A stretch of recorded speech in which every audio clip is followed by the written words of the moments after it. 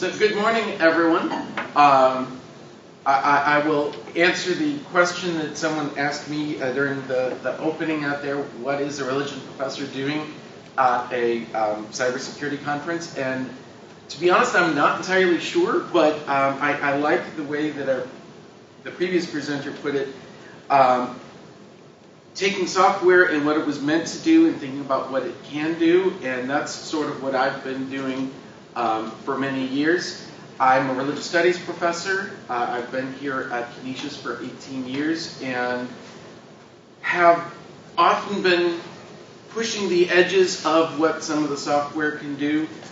For a long time, I was the one that would break our course management system, and still do that sometimes, and Tyler and Mark get the benefit of that. But I wanted to talk today, and hopefully this can also be a conversation, just as we had with the previous session, of some people realizing, oh, there's things that can be used in different ways. Thinking about how this can change, or maybe some of the questions and concerns that it raises in terms of what those of us in the humanities are doing. And so, as I say, part of it is the question of what do these tools and these changes offer us as an alternative way to do some of what we've always been doing. And so I'm going to spend a few minutes talking about my own experiences with some of these kinds of technology. I will admit this again is where I wonder what I'm doing here, because the last time I took a computer science course was the AP Computer Science exam in 1989. I did have a college level course in Fortran prior to that, but those skills obviously would need to be updated if I tried to do anything computer science-ish. So first question, just in case you've never heard the term digital humanities, it's a term that gets used a lot, although doesn't necessarily have a agreed upon definition. I will show some examples or talk about some different ways people think of that. But for me, it's really the question of how can the technology and software and just connectivity help us do things that we've always been doing to pursue traditional kinds of humanities activities, research, publication, and looking at, as I say, how sometimes the tools can offer new paths and new results. If we think of the ways that knowledge and writing has been, and technology has progressed, I did actually in my graduate work study cuneiform writing, Ugaritic, not necessarily a hugely marketable skill. Think of the transformation that something like movable print and movable text created in the transmission and copying of information compared to when it had to be copied by hand. Down here at the bottom left is my dissertation director. He is a scholar in the Dead Sea Scrolls, and even that field has had some interesting interplay in the way that technology can help in reconstructing and trying to piece together from little pieces of ancient scrolls, partly on the assumption that if you have multiple copies of things and you can sort of estimate, okay, how many letters would it fit into this spot, and we get a few letters here, can we recreate it? Now, obviously, some words are more useful than others in trying to put those together. So if it was the word the, that's not as useful. If it was the word Canisius or buffalo or other kinds of things, it becomes more useful.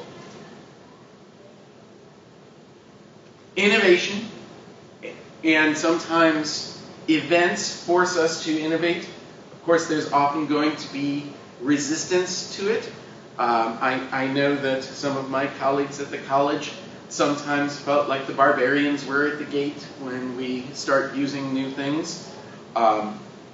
Certainly in 2020 there was concern about trying to move everything online. You just can't do things online. Well, Mark and I and Tyler and I have had conversations about how to tackle that. But in some cases it means that we use new technology for old purposes, or that we're finding new uses, and then some things we use for a little while and then we leave them behind. This room is a perfect example of it. I was one of the early users of this room, and you notice that these tables are on wheels and they're oddly shaped.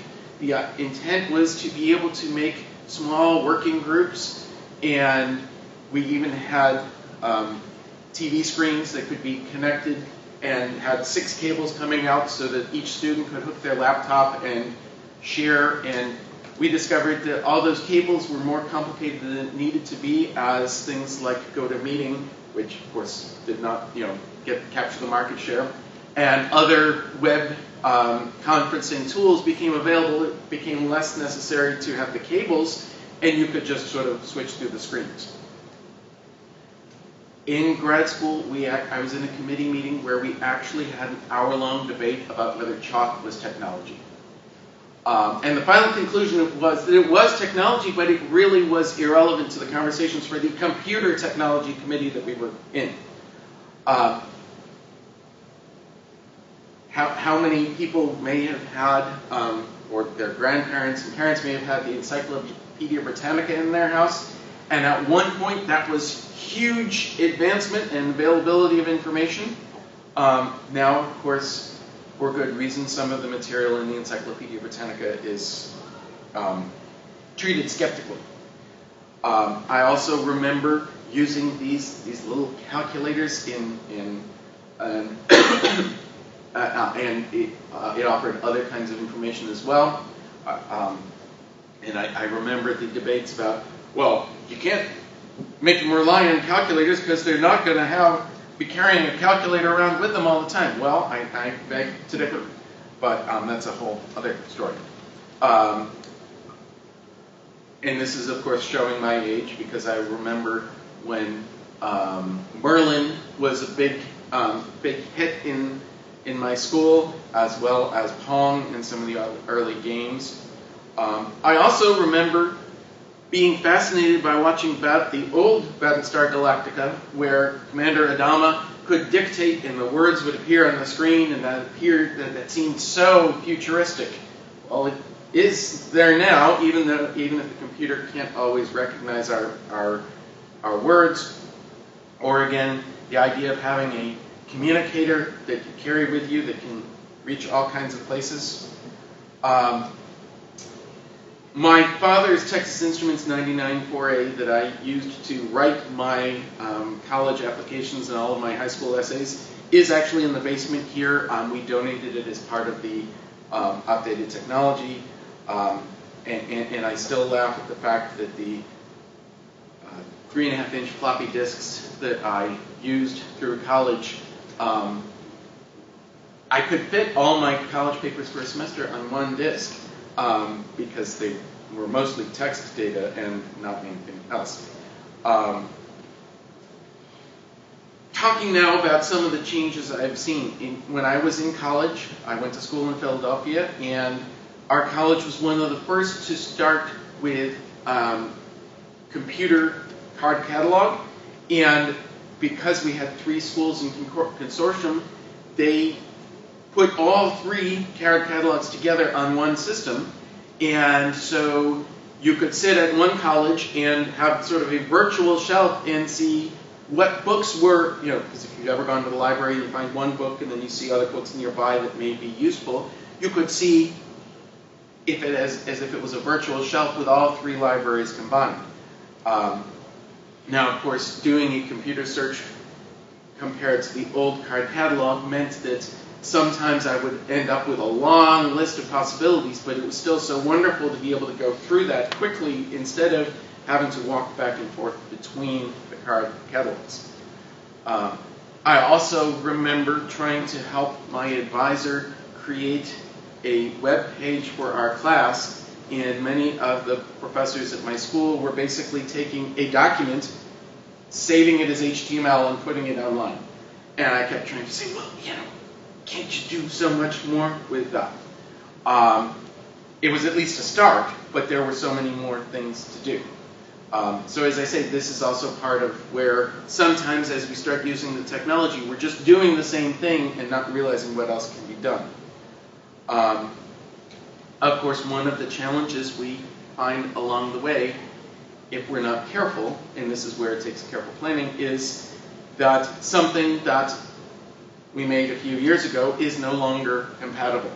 And trying to make sure that we back things up in a way that they can be recovered is very important. I also remember we had some discussion of mapping earlier. As part of a project I did for I did some archaeological studies during my doctorate.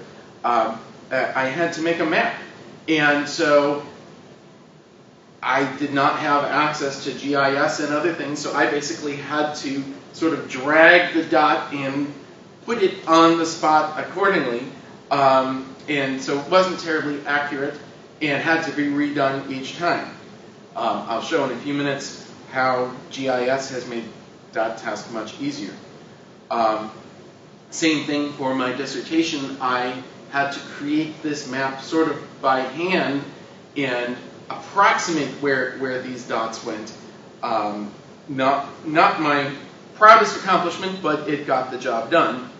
While I was on an excavation, they started bringing in and showing how you could use GIS and surveying tools where you could basically hold the marker and the surveying machine would capture it, and the surveyor had already been tagged to make sure it knew the precise global location, and so you could then at the end of the day download it and create a digital picture of what we had found, so much better than the hand-drawn and hand-copied ones that we were otherwise doing. This is where it gets fun for me, though, because in biblical studies, one of the important things we do is compare manuscripts. And so there are people who have spent their whole careers comparing multiple manuscripts of the Bible, and they've created these very carefully categorized books in all different kinds of symbols showing which manuscript is which. And it's useful, but it goes immediately out of date as soon as new manuscripts are found. And I had a professor who was editing an English translation of the Dead Sea Scrolls, in particular the biblical texts of the Dead Sea Scrolls, based on all these scrolls. And I was in class with him, and shortly after this was published, I said to him, well, wouldn't it be great to digitize this, and so that as new things are available, you could add them immediately, or you could click on something and it could be hyperlinked and show the full text? And he just sort of glared at me because I was implying that years worth of work and effort were wasted. That really wasn't my intent. I do want to mention briefly that some people have compared the Jewish text, the Talmud, as hypertext, because on a single page, it takes the Mishnah, a text from the 2nd century, and then adds around it the rabbinic commentaries from various places. And so in a printed version, the same kind of thing as we get when you can click on a link and go and look at other things. So now this is getting into my own project. For the last 12 years or so, I've been working on a project looking at religious diversity in Buffalo. As I said, my degree and my dissertation had archaeological components. I was looking at religious practices 2,000 years ago. Now I'm just looking at religious practices now and the interaction between communities. So it's not as far off from where it might seem. And my idea was to start using digital resources to make these available. I had my students recording interviews. I had data on different churches. I had material, or artifacts and textual materials, and wanted to make this available. And so this again is also where I have limited technical skills, and so sometimes relied on my students and my colleagues, but the tools are becoming easier and easier to do this. In the same way that even 15 years ago, trying to send students out to do oral histories would have required providing them with significant and costly equipment and lots of editing challenges when everything used to be recorded on film or physical tape and then had to be transferred, whereas now literally you can send them out with phones. A previous presenter was talking about using an Android phone to capture many of those images. This makes it more accessible and easier. So I started making a map, and at the time I was thinking, okay, I'll just point by point add them into Google Maps. We'll show where that led in a minute. I'm not going to play this interview, but as I said, I had students recording interviews, and this was a really fun one. This was a Sikh gentleman who, he says in the interview that when he was a young man, he became a hippie. But our hippies are not like your hippies, because our hippies cut our hair where your hippies grow their hair long. And it was just a sort of fun way of expressing all of that. He was also a professor at Buff State for many years and in chemistry department. We now have started to take some of those interviews and the TV show that was produced at the college and put them into a exhibit online. As I say, initially I was going to put them on my own website, but putting them as part of the New York Heritage digital collections makes it much more accessible. Oh, I wasn't intending the fact that you would even see me on this page. That was not intentional.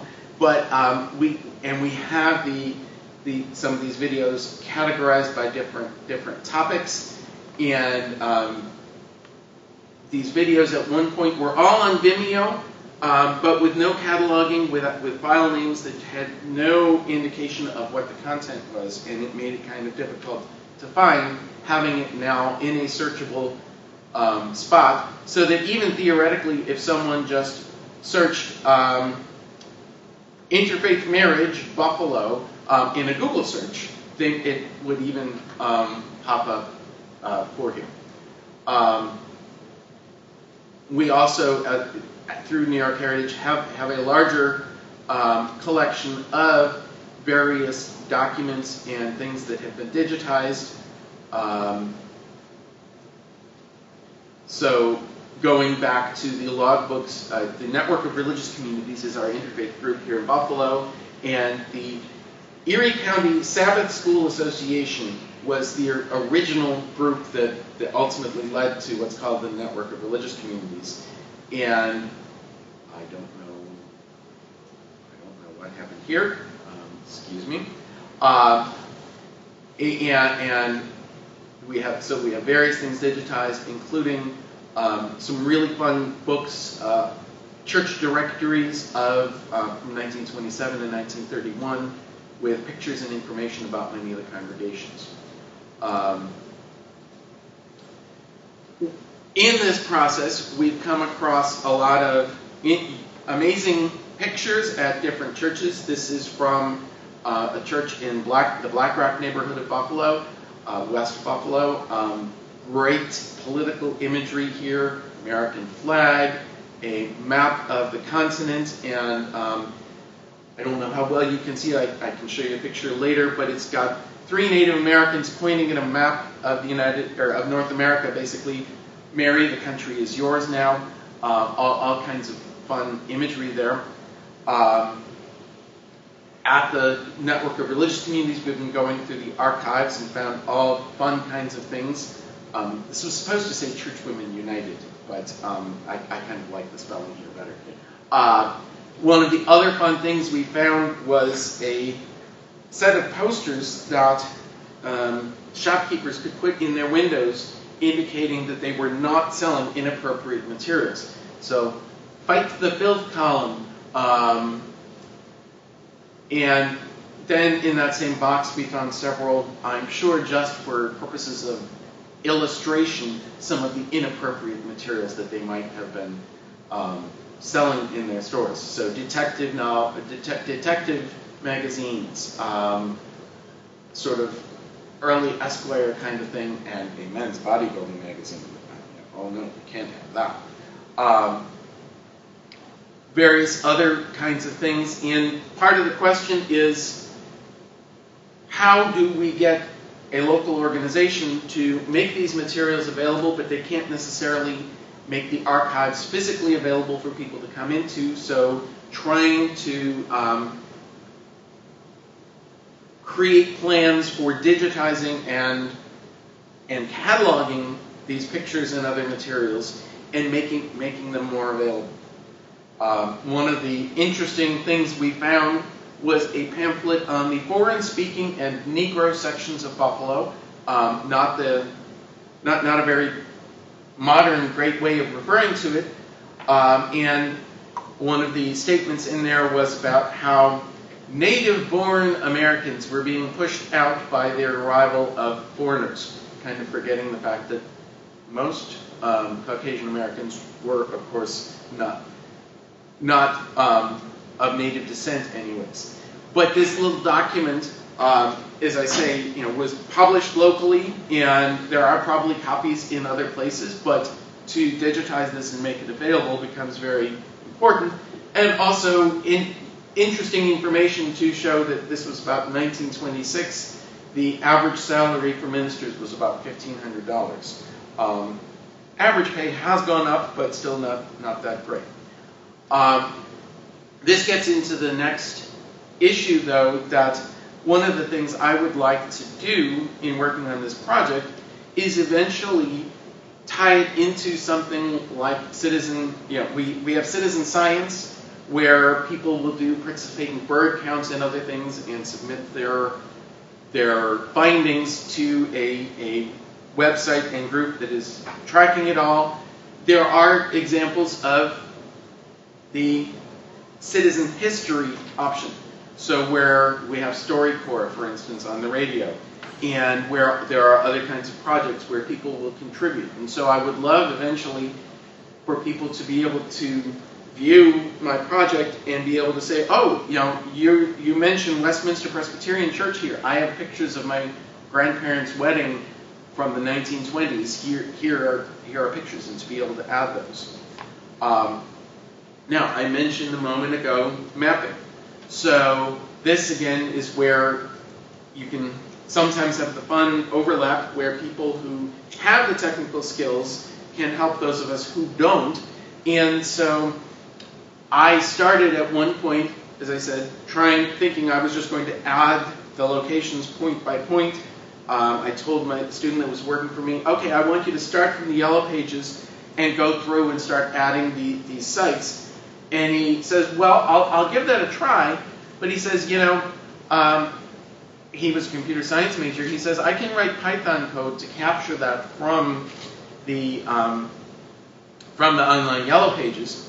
Now, the data was messy because it included things like Healing Waters Spiritual Spa, which isn't exactly a religious site, but it gave me 900 data points to enter into the map. And then it needed some cleaning up because in some cases there were 3 entries for the same congregation. So St. Paul's Catholic Church, St. Paul's Catholic School, and St. Paul's Catholic Rectory were 3 different items for the same congregation. But it allowed me to work through and identify and say, okay, is this Christian? Is this Jewish? Is this Muslim? And to create all this. Now, let me see. This is should be a live version of it. This was the one that I was able to code, and then I shared the files with one of my students who was in data science, and he made a better version. But as I say, you can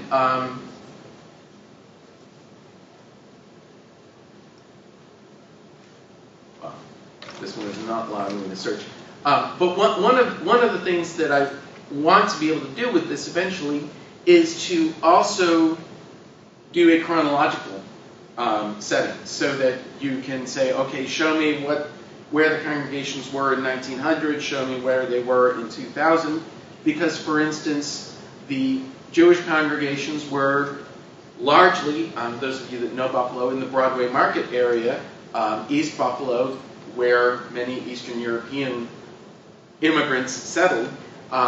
In the early 1900s, that's where the synagogues were. Now, in the 2000s, they're out in the suburbs. Now, this map is currently available through some links online, although after last year I was having some conversations with some people about the question of, do we, even though this is all based on publicly available data, do we really want to draw a map for people who might have nefarious purposes to say, you want to find where all the mosques are in Buffalo? Here, I'll show you all the locations. And so I'm still trying to think through how to do that. Speaking of things not always maintaining technological capability, my website is actually broken right now because the embed code from ArcGIS does not quite work. So I just have conveniently not fixed that. But one of the great things with ArcGIS is that once you have one data set, you can connect it to other data sets. So for instance, we could look to see how the distribution of different kinds of religious groups overlaps with the racial and ethnic distribution. And you could start to see that certain Protestant denominations are more likely to be in the neighborhoods with high African American population, or Hispanic population, or something else. And there are also ways to change the display so that it's sort of the kind of heat map. And so you could just show, there are X number of Muslim congregations in this neighborhood versus that neighborhood, but it's not specifically targeted and showing the viewer, yes, there is one at the corner of Jefferson and Main Street or something like that. Going back to this, well, I'm going to have to escape to get that to show. This was the other version that one of my students made that is more interactive.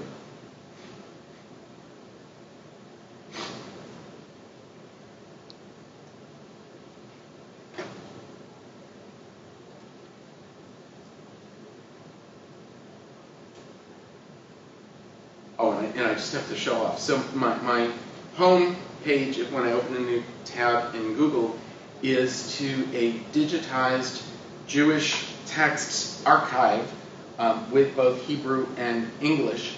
And so, of course, in one website you now have an entire library, walls and bookshelves worth of data available that obviously scholars would probably still want to purchase themselves and have available in print, but to be able to access it anywhere, even by cell phone, is amazing.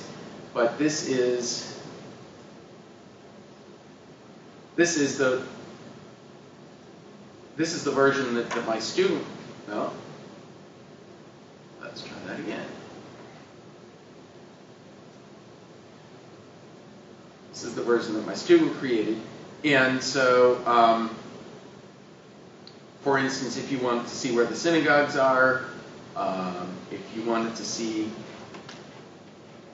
the red are all the Catholic congregations, or blue are the Catholic congregations, red are Protestant, and you can zoom in. And of course, this again is where you can click on an individual one and it gives you the address. I could, of course, hide the address, and that's the great thing, because all of this is tied to an Excel file, and all I would have to do is update and change the Excel file and update what ArcGIS is drawing from to do that. So that's the map. Here are a couple other projects I'm working on. Technology can also, of course, help us in pedagogy. I've used an online blog for some of my classes. Mark helped me with the early versions of that. I've created a couple games. That's a conversation for another day, maybe next year's presentation. But designing and printing and publishing things has become so much easier with technology than when it used to be that this is a card game about creation stories. It took me about 6 weeks to deal with all the editing and everything like that, but to actually print a deck of cards prior to all of this would have taken an extensive amount of typesetting and everything like that. And this allows you to just sort of make the changes and print a new copy and run with it. Speaking of which, I also had to format the published version of my dissertation, which was not exactly fun, especially since this was also happening in the time of the October storm in 2006, when my power went out as I was trying to finish the final manuscript to send to the publisher. That was traumatic on so many levels. This is a fun project that I had a part in during graduate school. Some Civil War letters, manuscripts, and this is a good model. And again, this is early on. They may have changed the way of doing it somewhat, but they have the manuscripts, they have the pictures of them. In some cases, they also have different UV light pictures to try to capture the writing that was less visible. And my job for the one summer was to read and try to transcribe those letters. And they put the English transcription there, but then we would have comments and things like that. Just a side note, one of the letters was from a young man who had gotten married right before his regiment marched off to the Civil War. And so he was writing home to his bride. And the one letter, he says, "My darling Juliet, I do not know why Robert told you that I got married against my will, but that is not the case." I so wish I knew the rest of that story. And of course, we only have his letter. We don't have her letter back. And we're missing some of the other, intervening letters. But just those snapshots. And as I say, to be able to take manuscripts that otherwise would sit on a shelf somewhere or literally had sat in someone's attic and now make them available and publicly available is really an amazing development. Also, to make them available without having to deal with print publishing, which again would limit the accessibility. I have a colleague that's working on a similar project for Coptic manuscripts, early church manuscripts from Egypt. Have colleagues that are, and I'm hoping to bring an exhibit of their work here to campus this year, the Religious Sounds Project, where they've taken audio clips of many different religious communities and congregations and made them available.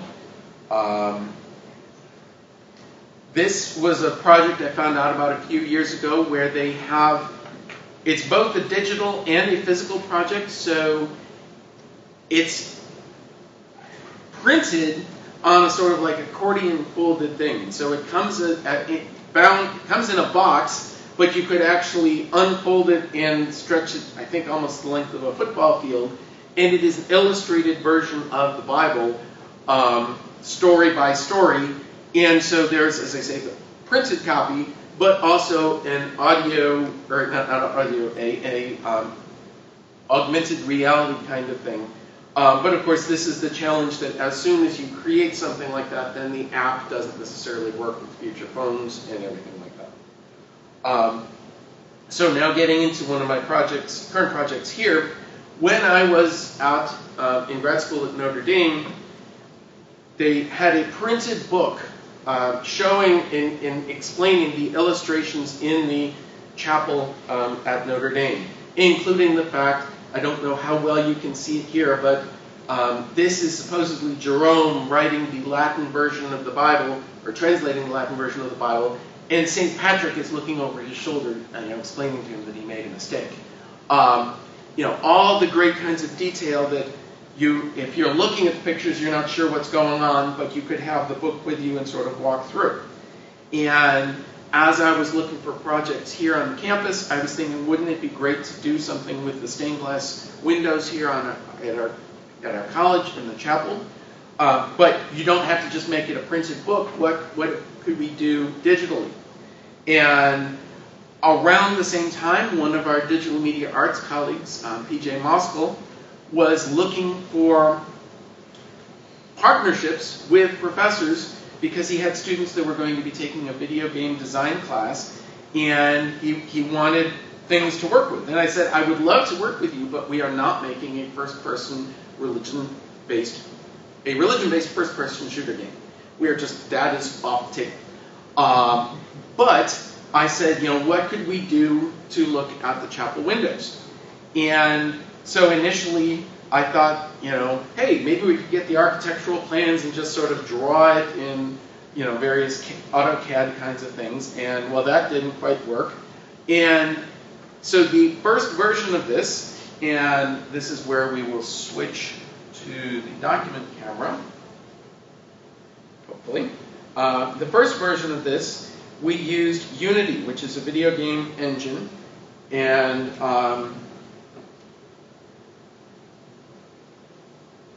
turn this around. And so this is the interior of the chapel, and we have various targets so that you can click on a target and find out. If you don't know who St. Thomas Aquinas was, here's a little information. Or if you see the window at the back of the chapel and you wonder what the images around the points of the clock are, it can tell you. Now, theoretically, Unity will export this as a web viewable item, because I'm sure you would all feel comfortable downloading this onto your phones, right? It's safe. I'm a nice guy. Given the topic of our conference here, I'm sure you can understand why that would be problematic. This is where, as things change, as new things become available, sometimes we can redirect and shift our projects. And so there is a program also through New York Heritage called, I always forget, Empire State Immersive Experiences. There we go. And so they have a whole collection of places in the state, and some of them here in this area, and everybody they have gone with, and they provided 3D cameras, and so everyone thought it was kind of funny that I was getting a Hero, GoPro Hero, and I'm like, no, I'm not buying this to go skydiving. I'm buying this to use in churches. But this isn't a good example. Let me see. Here we go. This is so the ones for our chapel are not uploaded yet, but this is similar. And like with my phone app, you can put targets, and so there's not any in this, but you can give extra information. And the hope is eventually to go to many congregations in the area and make a virtual tour. This is also a great way to preserve things as some churches go out of use. There are a couple, and this slide was from a few years ago, so I'm sure some of them have been changed or challenged. Projects like this and the technology in some ways democratizes things because, as I say, you don't have to provide expensive cameras and equipment to be able to do this. People can go out with their cell phones. And we've seen in the last couple of years how cell phone videos of events, of incidents with police and other things, individual cell phone videos have documented and changed history. without people having to have fancy cameras. This allows us to preserve things, but one of the challenges is also that the question of who owns the materials, or how do they get used. All the interviews that my students collected from oral history projects, I got permission from the people being interviewed to use these online, and I always insisted that the students be very careful in how they edit and clip things. So for instance, one student's mother commented about how she remembered as a child they would collect money for the pagan babies at her Catholic church. Now, contextually, because this was pre-Vatican II, when the church had a much more aggressive attitude towards world religions, that language makes sense. But if that video clip went out there with just those words and without any kind of contextualization in background, that could be really problematic. And this is also where I have many of these things archived and digitized and ready that they could go online. I do have some concern about making them widely available, particularly given the editing abilities that now there are. It used to be you could tell very easily when something had been edited, particularly if it was like the Conan O'Brien, where you can see that the picture's there and the mouth and the lips are moving differently. But I do have some concerns, particularly when people may have given permission to use something but not having known just how it would be used. On the other hand, being able to send people out, being able to let people in parts of communities interview their own people, empowers people to share their voices and their stories. As I said, there are issues of format and compatibility that make it very challenging sometimes to continue to use the material. This was part of our conversation with the library in terms of putting things on New York Heritage, because you need, in order to do that, you need to make sure that it's keeping with that. We also now have questions with AI, and as I say, if you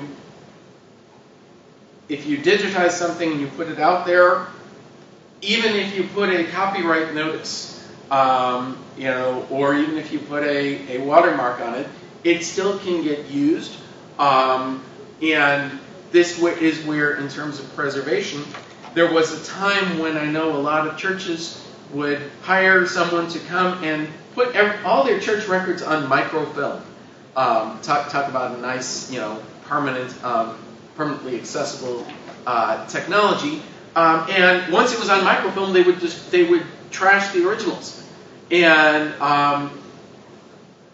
particularly now that things could be digitized or modified. Just recently, some friends were sharing pictures. Some of my pastor friends are geeks like me, and someone was sharing a picture of a church signboard that it turned out was actually faked. It wasn't quite as outrageous as the picture, that meme that was circulating would make it sound. But unless you have a way to document, no, this is what the original was. This is what that document was. That document I showed about the foreign-speaking and Negro neighborhoods of Buffalo. That's really something that you want to make sure you save the originals, so that if someone says, well, did they really say that? You can show, yes, they said this, and it wasn't, if someone else had changed it. As with our previous presentation, though, this is really where this opens up so many opportunities. Some of them maybe not as great as others. This was from a few years ago, but someone created and maybe AI would make it even more interactive, a blessing robot that you could go and, type in your name or type in your concerns, and it would generate a blessing and a prayer for you. Maybe some people would like that, maybe some people wouldn't. I don't think it will ever put clergy out of business, but I know some people were very confused and surprised by I do want to stop here. Are there any questions or comments? I will be sticking around. I'll be glad to talk to any of you later.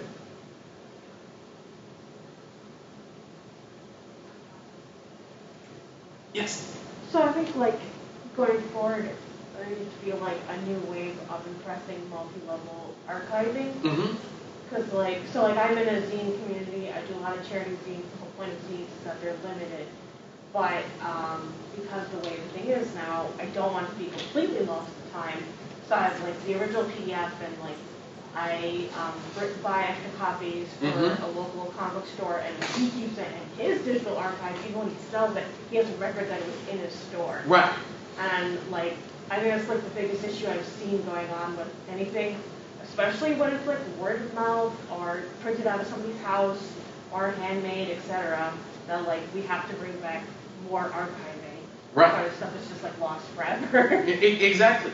Well, and particularly for, like, community organizations, I know, I've heard of, like, churches where the people in charge may be trying to be very careful about keeping all that stuff, but then it's, cleanup day, and someone goes into the room and says, oh, what do we need this stuff? Throw it in the trash can. It's big recycle day, on Monday, and then someone comes in a week later and says, where's that thing? And it's gone. Yeah. And so, yes, it's a huge issue, and this also is, in a way, an overlap with my archaeology roots. There was a time, if you've seen Indiana Jones, and I do love those movies, although so many problems with them, there was a time when archaeology was glorified treasure hunting, and the primary issue in Middle Eastern archaeology was, can we find palaces? Can we find texts and libraries and golden objects and things like that? And so much else was just thrown in the trash heap. And now archaeologists in the Middle East and elsewhere are collecting all kinds of information, and they're sampling the ashes from fire pits there because they want to find out what people were eating and all those kinds of things. And or for instance, at some sites they would just list and document that they found 12 grinding stones, but they didn't keep them because those weren't important. Well, more recent archaeologists have said, well, that actually talks about gender roles, because if it was the women grinding the corn or the grain while the men were doing other things, those things are important, and we should actually save them, because looking at the different stones, looking maybe what's embedded, the dust that's embedded in them is important. But if you don't save it, because right now nobody thinks it's important, it leaves gaps. And of course, this is a problem then if you're trying to save it in your own house and you're running out of room. But as I say, that's the challenge. The flip side, of course, is that the poor librarians here sometimes get just boxes of, well, my grandfather was an alum and died, and we're cleaning out his house, so here's his stuff. They really would much prefer if it can be sorted already. Working with our interfaith group, in some cases we have 20 copies of the same annual report, but they're in 5 different boxes. And at the time, it was really just a salvage operation because we were trying to get things out of the damp basement, trying to get things out of the attic. And so the contents list says, there's files from 1970 in this box, and in that box, and that box. The next step is going to be to try to collate them and say, oh, we don't need all 20 copies of this, but we want to make sure we have a good copy before we ditch all the others. But I want to leave time for Mark and Tyler to get set up, and thank you very much. And I do have to just share one final thing. This is not, well, this is computer generated, but this is real.